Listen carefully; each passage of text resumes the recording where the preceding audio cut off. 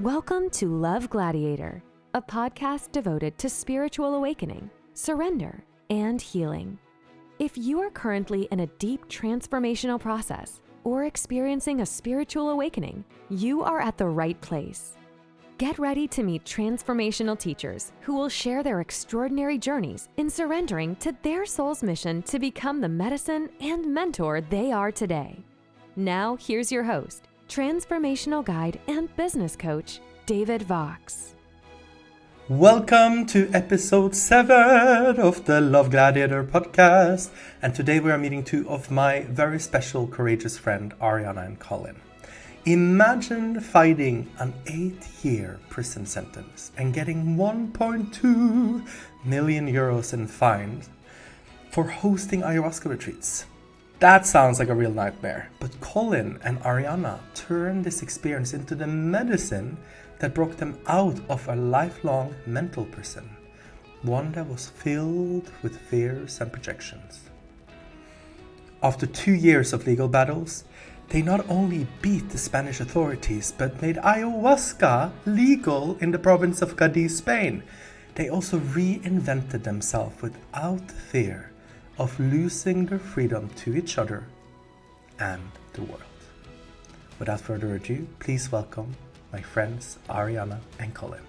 Actually, I want to start with just asking us to set the intention for everyone who is on this path seeking deeper healing, transformation, that are called to go deeper with themselves and are maybe even called to work with our grandmother ayahuasca. I want to set the intention that this is the perfect and sacred and safe space where they can connect to what we feel is the spirit of this work and the spirit of ayahuasca, and also the spirit of us connecting today. Aho. Thank you. Aho. May they receive it. Yes, and Ariana and Colin, welcome so much to the podcast Love Gladiator. Thank you. Thank you Such a so much for pleasure. having us. It's an honor to have you both here. And we got to know each other when we were going through the training, as if there is any training, but it was a training for us, going deep into our transformational process with ayahuasca almost every month, sometimes 4 days or 4 nights on a row. Oh my gosh. That craziness. Yeah. That craziness that catapulted us into so much love. Well, I was definitely questioning sometimes if this really is worth it, but meeting you two and seeing the love and the wisdom that you are embodying, and also meeting your family, Ariana, was such a healing journey for me. And I wanted to just go into one of those moments where I met you both, where I had just done ayahuasca and also received a dose of bufo, which is a toad that sends you literally straight into your process without any questions. I almost think of ayahuasca as this grandmother who sits at the pool and she says, "Come on, child, you can jump in. It's okay. It's not too cold." And before he just like kicks you right in. So I had this very deep process with bufo, and I connected to a place in myself that didn't want to live anymore. And I didn't even know this part existed inside of me, but somewhere in my consciousness, there was a part of me that didn't want to be here anymore. And I remember waking up from that experience and seeing you and your mom and your dad and hearing the words, "You are going to stay here, my child." And that was one of the most healing moments of my life. And I just felt so safe with your family, but also the journeys that you were both on. And I have enjoyed so much seeing the depth that you both have been willing to go into this work. So I would love to know, how has this work shaped you over the years? Because this isn't really the path, the medicine path isn't really the path for those who are not willing to go deeper on the inside. Definitely. And thank you so much for sharing that story. I don't even fully remember that moment. Obviously somewhere in my consciousness does, but when you mentioned it, it was just like massive heart expansion in my body. So thank you for sharing that. And honestly, we've just treasured every moment that we've shared with you, David. You're just such a beautiful being. Thank Yeah. you. it's a very interesting question because I feel like similar to you, I had very beautiful experiences, very expansive experiences with ayahuasca. But bufo was one that really hit me strong, and particularly a process where I realized that all of my suffering was coming from a victim mindset that I had, and that showed me this really clearly. You're just feeling sorry for yourself. You're just feeling sorry for yourself. And it was very difficult because I realized that I had structured my life around this victim, who needed support, who needed help from family, who was suffering, And after that, the ayahuasca helps me integrate this and shift what needed to be shifted. And honestly, I do feel that after the first ayahuasca, I already made a huge shift. I realized a lot. Um, I felt in my heart that everything and everyone was going to be okay in my first process. But it was when I did that before that something just completely shifted. And actually, it's never actually been the same since. I still go through my things in life, through my growth, through my challenges, but something clicked there that just changed everything for me. So yeah. Bufo is a very potent medicine, but when it comes to ayahuasca, I am wondering, what is your relationship with her? Like, how would you describe ayahuasca? For me, it's just this really loving, motherly presence, right? And for me, it's a really interesting one because I know that a lot of people might have hesitations, reservations, even a little bit of fear and resistance when coming and approaching ayahuasca. And because it can make you really face yourself, right? It's a mirror that will catapult you deep into yourself, into your psyche, so you can really process things that need to come to the surface and need to be transformed. But in that, it's love. It's just pure love for me. And I feel like bringing that vibration of love, drinking that vibration of love into your body, anything that's not within that vibration has to come up. It has to come to the surface in order for you to be able to step into that vibration of love that Mother Ayahuasca is offering. And that's why sometimes we can go through such difficult processes with ayahuasca, I feel, because it's such a high vibrational energy entering into our field, entering into our space. Anything that is not serving you has to come up because it can't be in the presence of that high vibrational love. Yeah. A good analogy is light coming into a dark room. Any darkness, any density will be exposed. So really, ayahuasca is just a bomb of light coming into you, and just shedding light into all the darkness, and everything has to come up. And it can be a little bit uncomfortable, a little bit scary along the way. But if you just surrender to that light, if you surrender to the light of ayahuasca, it will do a lot of work for you. In that state, you just have to work on the surrendered state. You just have to allow yourself to surrender to that love that's always there, really. I try to remind myself, because anyone who has tried ayahuasca or thinking of trying ayahuasca, the taste is usually a subject of interest. And the first time I tasted ayahuasca, I was like, chocolate. And I feel the deeper we go on our journey, the harder it is to drink it. It's almost like it's going deeper, and it's even more sort of challenging to surrender to the taste. So I try to remind myself that this is pure unconditional love that I'm drinking, and I'm trying my best to be like, yum, yum. And still, sometimes I am struggling, and it's almost like I'm more scared of that taste than anything else in the world. Oh my gosh, I feel you, David. Like whenever I'm gonna drink ayahuasca, it's like, you know what? Like I'm more in resistance of the taste than the process these days. Right, same here. And I pray, please let the taste, let it go over quickly.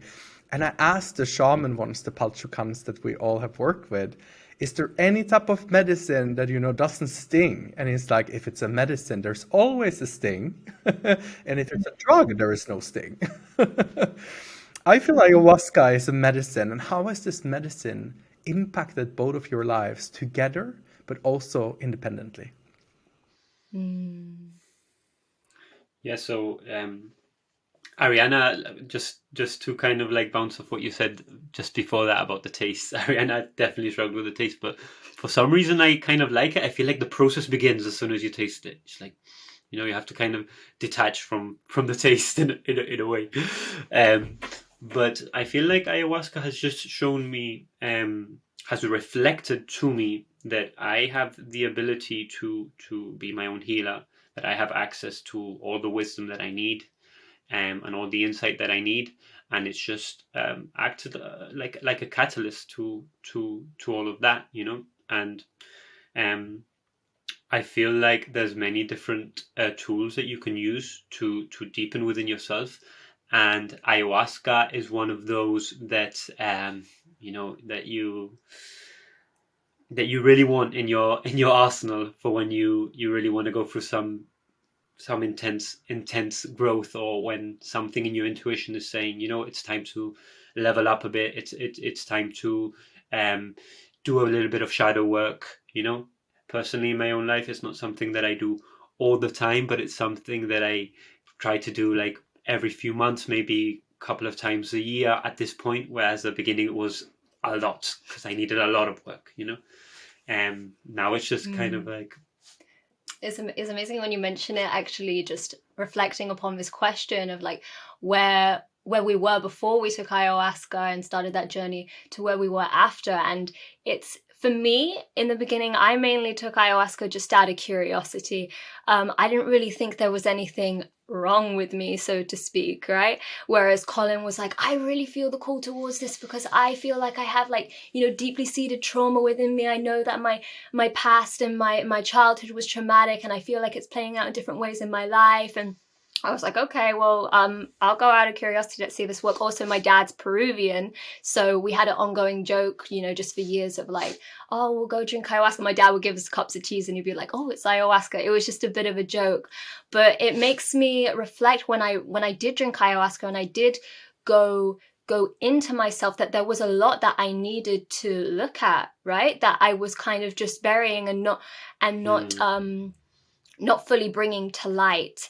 And it's an interesting one because I feel like there could be a lot of people that are in my situation in life where I was, where it's like, oh, well, I don't really think there's anything, you know, too wrong with me. Maybe there's nothing obvious, but life can be so much better. And when we're just in that state where we're just kind of in the middle, in no man's land, we're not exactly suffering, but we're not exactly thriving either. And this is where I feel pain can be so powerful and can be the biggest teacher. It's like when you really are desperate and when you really are in that pain, you're not in no man's land, and it really catapults you to be able to want to make that growth and to be able to want to make that change. And that's what I see so many people coming forward to want to do these types of retreat, to want to drink ayahuasca. They're not happy with the way they're living. They know that there's something within them that needs to be shifted, and that brings them to this space, right?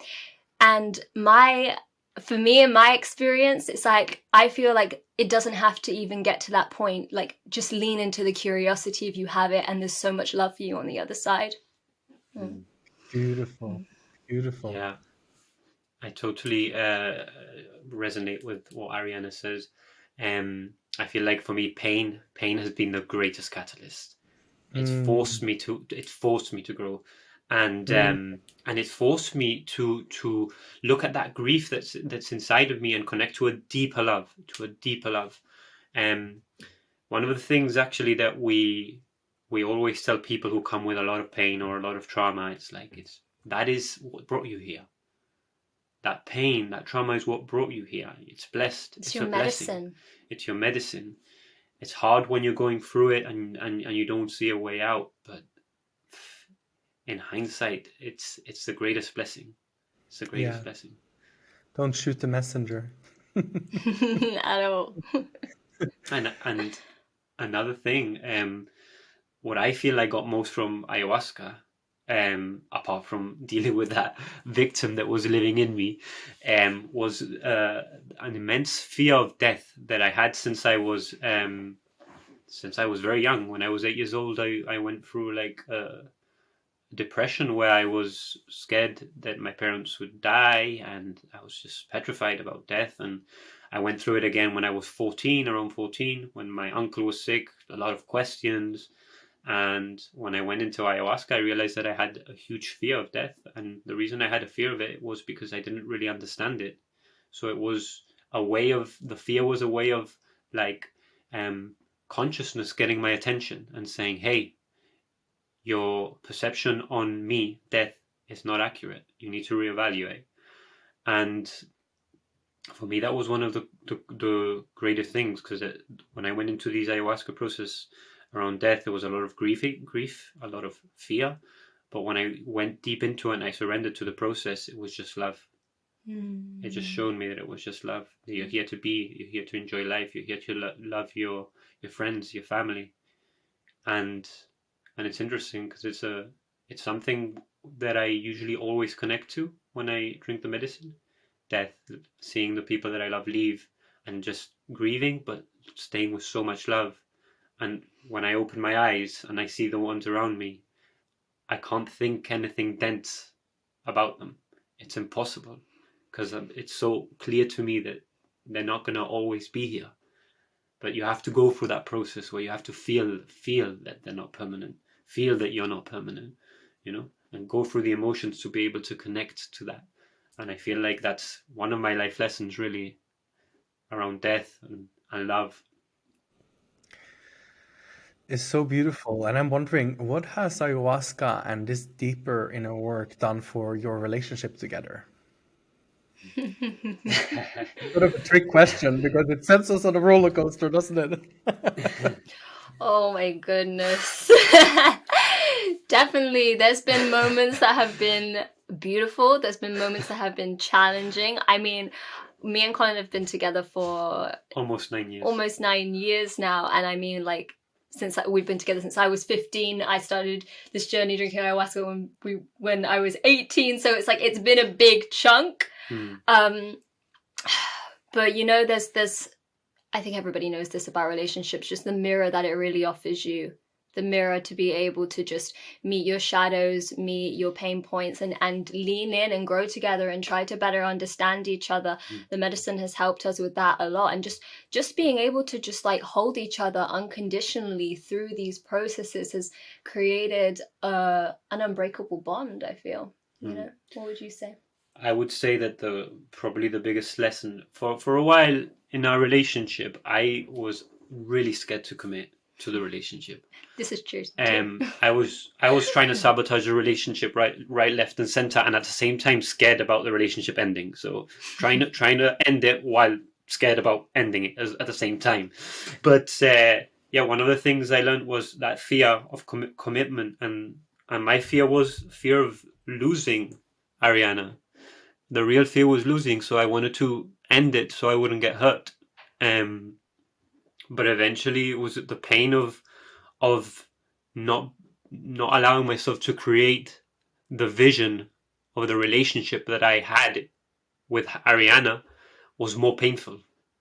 So I had to look at my fear about losing Ariana, accept that one day we will separate, death or whatever circumstance, and in that space of completely accepting that one day we will separate in some way, I was able to just connect to the love that's there, the immense love and the vision that I have for this relationship. When I say like we've been together 9 years, when he mentions that, it does remind me of one time when we were at a retreat. I think he broke up with me for like 10 minutes or something, because he's like, I can't be with you, with this fear of commitment coming up and everything. It was a lot, yeah. What we've really found with commitment is there's a lot of freedom in it as well. There's a lot of freedom when we choose to commit to someone. A lot of times people can kind of be like what we said in No Man's Land, like, I don't know if I'm in, I don't know if I'm out, like, oh, I'm not sure. And it's like when you really make that choice to commit to someone and commit to a relationship through the thick and the thin to a conscious relationship, obviously, there's so much growth there, and it creates a lot of safety in your relationship. Because if you're constantly with your partner, like threatening the relationship, oh no, it's not working out, you're going to go that way and I'm going to go that way, like there's no safety between you.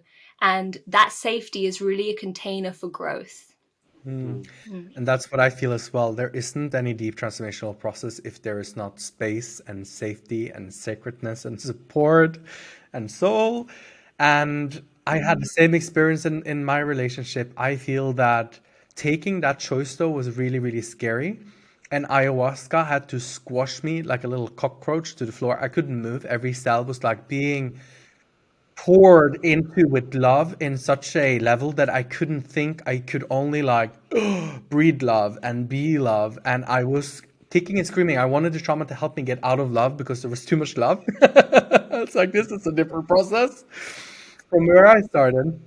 And ayahuasca made me see that, because I asked her, like, who is it that I should be with? And I said, this person, and this person has this quality, and this person, his eyes, they're so loving, and this person is great in bed, and this person is a really good, like, person to speak to.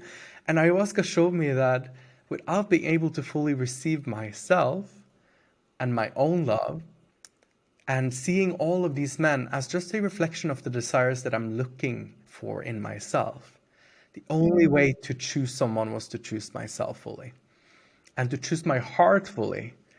And then I looked over to who I knew was my soulmate, but I didn't want to admit it. And ayahuasca asked me, do you want to ask if this is your soulmate? And I was like, no, because then when you choose yourself fully, you just know, you become your own soulmate. So when he asked me to marry him, I knew in that instant that I wasn't saying yes to him. I was saying yes to my heart fully, because in the reflection of my heart, he would be my partner. So I love this about commitment, and I see so many people, they struggle so much because they are never able to fully choose themselves and choose their path and choose their partner. Like everything is just sort of on unsafe, unsteady ground. Their entire life can just change in a moment. And life can do that to you anyway, but it just feels so much better if you can go to bed and you know, at least I chose myself fully on this journey. Like I'm not going to run away from myself. But I feel, Colin, I had such a same journey as you. And the first time I was with Arthur, I was the one who subconsciously pushed him away. And then I went in to try to punish him when he did, you know, whatever what person would do when you're getting pushed away. So same type of defense mechanism, desperate to not open my heart fully, desperate to not have to feel the pain of losing someone. Sure. I So feel you. beautiful. Yeah. I also feel like Ariana was a huge catalyst for my growth, because sometimes it's easier to accept growth and accept love when there's someone else involved that you love. I feel like if I was just doing it for myself, maybe I wouldn't have actually gone so deep into the work. But because many times in our relationship, I saw that she was hurting, and I knew that it was, obviously there was her own emotional issues, but I know that I was creating a lot of it through my unconsciousness. And that forced me to that pain of seeing her suffer forced me to make changes. I needed to make changes. I wouldn't have made those changes by myself. I needed to have something, you know? And this is something that I see with a lot of people. Sometimes people who don't have kids or don't have loved ones, is that it's easy for them to just completely give up on everything, because No investment. it's when you have other people that you have to look out for, it just triggers something, a fire in you, I guess. I mean, that's what it did for me. And for me, that's why I'm super grateful for Ariana, for being my probably my greatest motivation, really, through this process, you know. Oh, thanks, babe. So sweet. For sure. Like having those external people in your life, like they're pushing you to grow. Like even if it's it could be a partner for you, it could be a family member for you who's sick, it could be a child, that lights a fire under your ass when you have a child. It could even be a dog, But literally, Or go. it supports you to show up. Or just what's happening in the planet can, that could be Exactly. enough, But I just feel like when other people are involved, it's just there's a lot more incentive, In your experience, in my experience, for sure. Even when we organize workshops, we organize retreats, I noticed that my focus is at times 10, because it's very important for me to create a sacred space. So I'm cleansing, I'm my mind, my body, everything before, and it's effortless because it comes from that energy of just like others, you know. Being of service is usually the front seat in the house, I feel, in our work. And when we work too much just by ourselves, I do see some people sometimes getting a little bit too one-dimensional, focused on themselves. And I feel that the world, like if you really want to see the diamond inside, you need to connect to us. You need to connect to you need to see the different sides, because everyone is reflecting different sides. The ones that trigger you, the ones you don't like, the mommy that you hate, all of them are different sides to your own experience and to your own existence. So I love that. And I also feel that fuel when you get to work with someone, because then your consciousness comes out to play. And that's what we came here for. There's a lot of oneness in the universe, and we're here now to play with each other. So it's like all the medicine gets activated when we are together. And I think that's wonderful. So, Ariana, how has it been for you to work with retreats and to hold space for a lot of people that come to do deep healing? I love it so much. There's honestly nothing that gives me more joy. There's nothing that gives me more joy than being able to hold people and see them and just witness their transformation and holding that container, because ultimately they're the ones who have the courage to come and do this and go deep within themselves, and we're just holding the space and giving them the guidance, right? So for me, it's every time it's so humbling, and I know what I'm supposed to be doing, because every time I do it, I'm completely lit up and I'm electric. So in regards Literally. to in regards to humbling journey, though, working with plant medicines, because for me it's just like I always think there's not a deeper level, and then ayahuasca shows me a deeper level, or life shows me a deeper level of humility. So I understand that this path of surrender, of spirituality, is about becoming very humble and respectful and honoring deeply the medicines and the consciousness that we all are a part of. But for you, Colin, you had a very humbling experience standing in your truth and walking in your truth, being of service with this work. What happened? Oh, so interestingly enough, um, while we were doing these retreats, there was times where it's like I was hearing about a lot of people who were just getting in trouble with the ayahuasca and stuff, and I was a little bit like, I don't know if I want to, do this with the laws and stuff like that, but I really wanted to, and so I kept doing it, but I was like with my doubts, etc. But I stuck to it. And eventually they intercepted 3 kilos. The Guardia Civil intercepted 3 kilos of ayahuasca in my name, and they basically, long story short, after a few court hearings and stuff, they wanted to give me 8 years in prison and 1.2 million in fines. just casual, Because 1.2 million euros, which is like, euros. I don't know how Yeah. many lifetimes of work that would be here in Spain. Yeah. We know get out of debt. And yeah, it was crazy because they just identified the ayahuasca as DMT. That's how they recognized it here in Cadiz. Ayahuasca, DMT. So we had to basically, go through a process of over 2 years to fight it, basically. And we got a lot of support. But after a long 2 and a few months, years, yeah, we won the case and we changed the status on ayahuasca in Cadiz, and now we're able to work the medicine without any problems. And it was a challenging journey, but I kind of always knew that the outcome was going to be that we needed to shift that, so we're able to do it with more ease, you know. Amazing, congratulations. That requires a lot of faith to go through over 2 years of legal issues and going to court and being threatened by being thrown into jail for 8 years of your life. How did that fear show up as a teacher in both of your lives? So yeah, I'll start. I feel like so I noticed that I always had a fear of going to prison. So I had to face it at some point. And I'm not sure exactly where it came from, but I have a sneaky suspicion that it's past life stuff and ancestral stuff.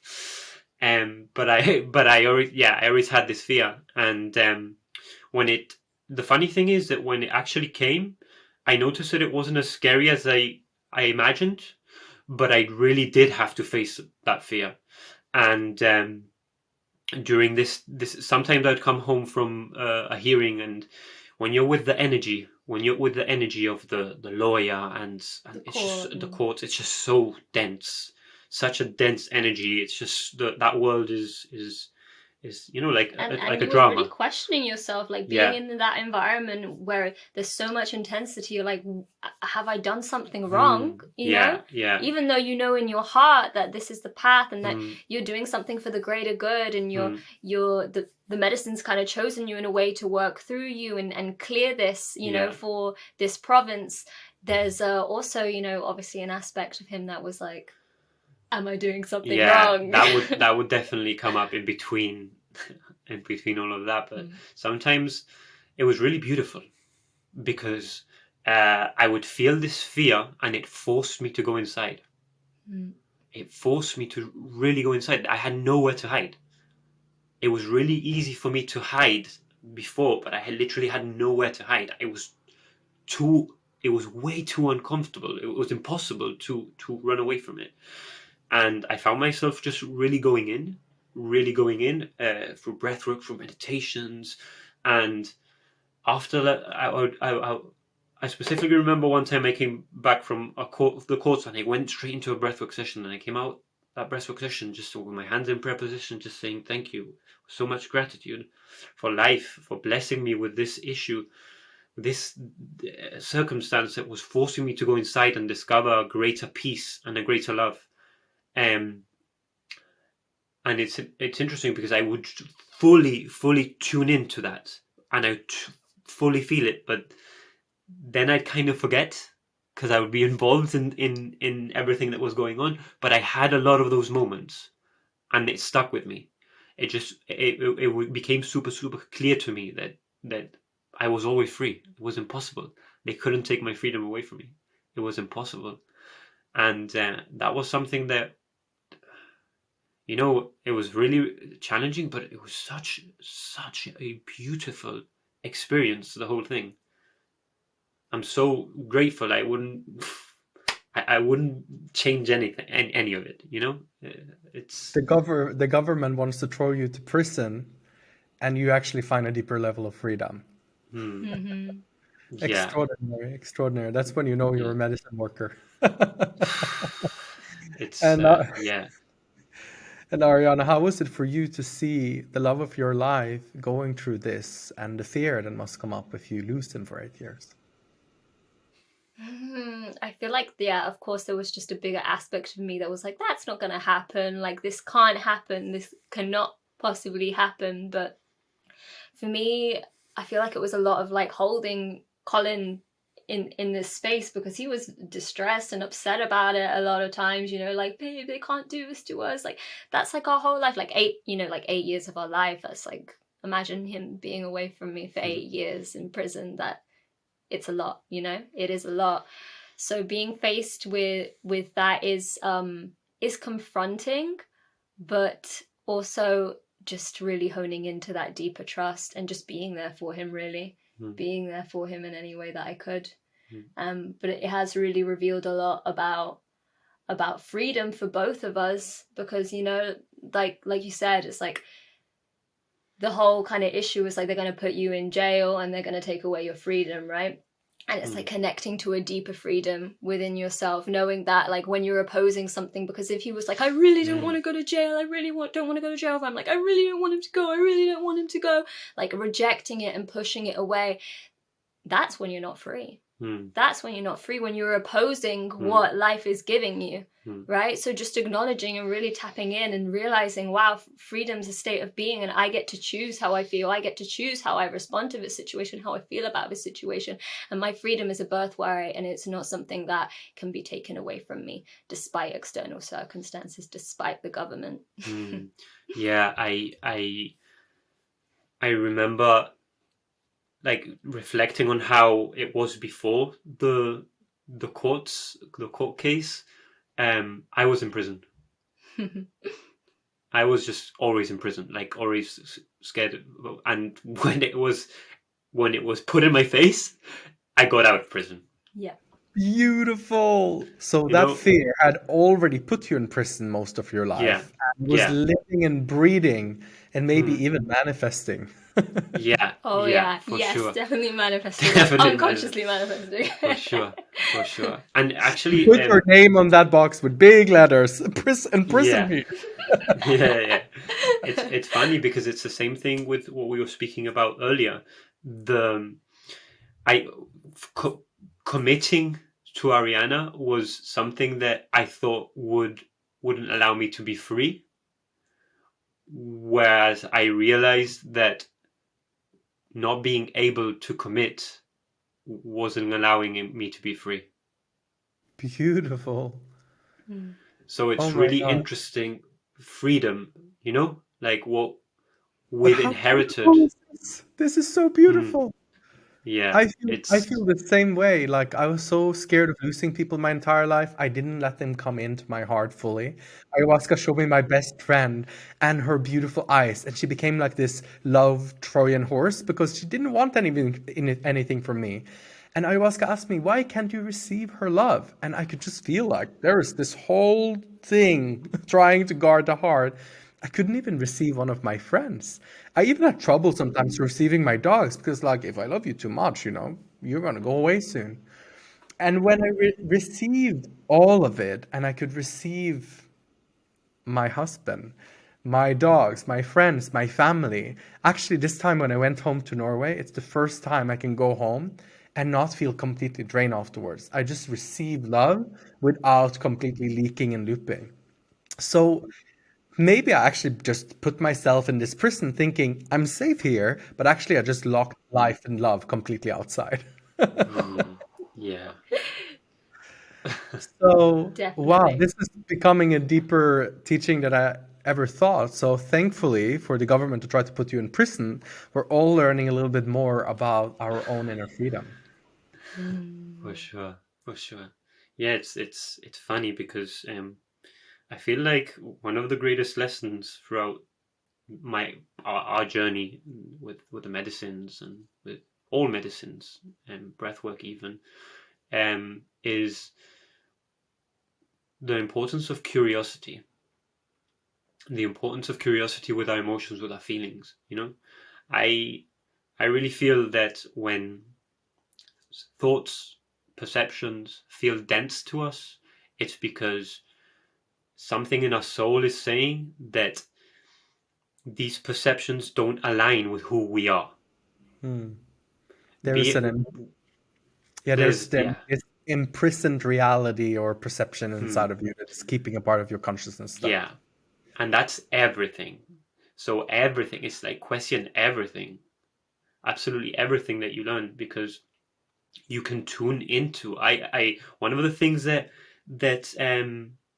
I really feel in my heart is that the truth is always peaceful. The truth is always peaceful. It's just you need to find your truth. And each individual has a different truth. And mine is that everyone and everything is supporting me, even when it's difficult, even when I can't see it. it's still my truth in my heart. Beautiful. I love that. I came to the same realization with all of the stuff that happened in childhood. I see it as brave souls taking a really tough job to help me guide me on the way to a deeper level of trust and surrender and soul. And it is very challenging because there are many layers to this. So we need to have compassion to every part of us, and the part of us that still is suffering, the part that still is in victim mentality, all of the parts needs compassion. But that curiosity to see things from a completely different perspective, it can be so healing and transformational. For sure, for sure. And that compassion that we can have for the healers that are wearing the dark cloaks, the people doing the dirty work, the murderers, the rapists, they are healers. They just sacrifice themselves in this lifetime to do that work. That's how I see it.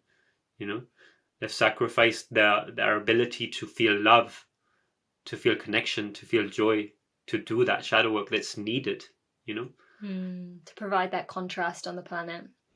Yeah, I had a very difficult time understanding this because ayahuasca would show me my mom who was in prison for murder. And I didn't want to accept her. And ayahuasca showed me that you can only, love if you accept her, because if you reject her, you reject a part of your own heart. So I also started having the understanding that even though I don't accept what people do when they do things wrong to other people, even though I don't want to play that game or applaud anyone for doing things that are wrong, I have to respect and honor their experience. And I don't know why they chose this experience. And I started seeing that maybe it is the ones that we see as the demons and the devils that are actually carrying heaven on their shoulder, because someone needs to go through tough experiences as well on this earth. And it's easy to have the simple experience and the one-dimensional experience, but it must be really tough for, I see my mom who's just, she has such a beautiful soul on the inside and she has so much pain and hurt, and she's not going to transform it in this lifetime. And I get to enjoy so much love and abundance and friends and family, and she's not getting it. But I know that if I asked her soul, did you do this for us? She would say yes.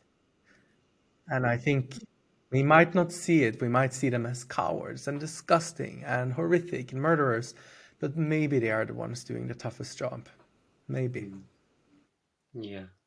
Yes, for sure. Oh my God, that story just gives me the chills. And she's such a cutie. She's such a cutie. I wanted to end it here, but before we end completely, I would love to ask you both, what do you say to those that are thinking of going deeper into their journey with ayahuasca or breathwork? Like, what do you say to those that are starting to feel that inner calling?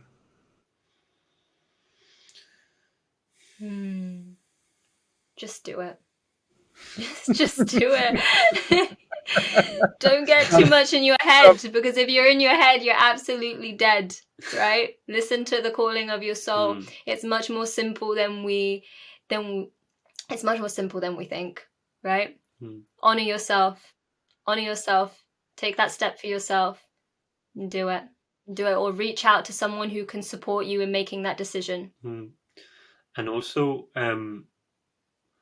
one other thing is, I really feel that it's important to always share with our participants, or anyone that's curious, is that if your intention is pure, you have nothing to worry about. Exactly. I love, because I asked the shamans one time, like, why isn't that this person is not drinking the medicine, and he should, because he's running a retreat. And the shaman said to me, oh, it's because the medicine doesn't like him, because he doesn't have a pure heart. So the medicine doesn't like people who don't have a pure heart, because it shows them a reflection of who they are. And I felt so blessed in that moment, because I was like, oh my God, does it mean I have a good heart? I was just, I was just so like, oh my God, this is good, finally.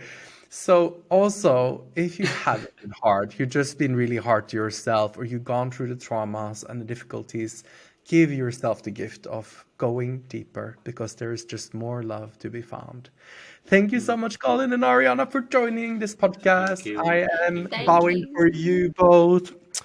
And thanks to you, now you can drink ayahuasca in one part of Spain and it's legal. What an incredible miracle.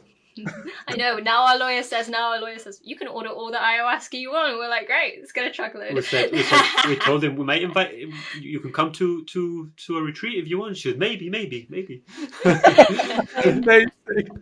Oh, thank you so much for being this beautiful blessing in the world. Thank you. Bye. We love You you. too, David. Thank you so much. And thank you for what you do. Thank you so much for listening to this episode on the Love Gladiator podcast. And if you want to learn more about Ariana and Colin and their wonderful retreats, just check the show notes. You have all the links in there. And my name is David Fox, and you can find a little bit more about me on davidfox.com or visit lovegladiator.com and join the Love Gladiator training that I know you will find extremely transformational. See you next week, my friends and gladiators. That was all we had for today. Head up, heart open, and happy surrendering.